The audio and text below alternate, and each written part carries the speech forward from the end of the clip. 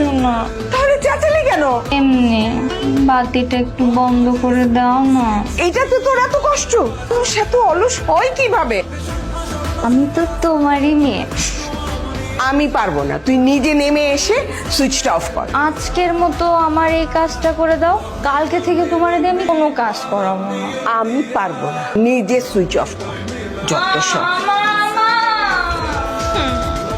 তুই আমার শেষ কর।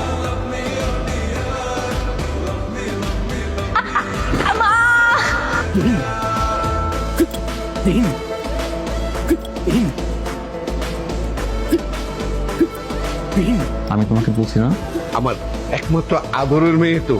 আমার অনেক আগে থেকে একটা স্বপ্ন ছিল, পাত্রপক্ষ যখন দেখতে আসবে তখন এমনি করে চেয়ারে বসিয়ে ওকে আমি দেখাবো।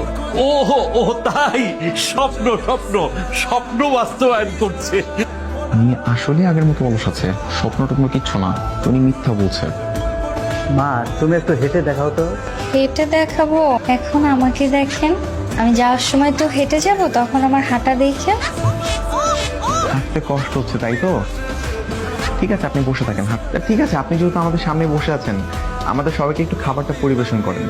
মা সবাইকে নাস্তা এগিয়ে দাও। মা, সবাইকে চা নাস্তাগুলো একটু আগায় দাও তো। সামনে তো আছে, তুই দে না। মা, সবই যখন করলে এতটুকু আর বাদ রাখলে কেন? তুমি দাও। আপনার দিতে কষ্ট হচ্ছে বুঝি? হ্যাঁ, উঠতে ইচ্ছা করছে না, বসে থাকি। ও আচ্ছা, ঠিক আছে আপনি বসে থাকেন।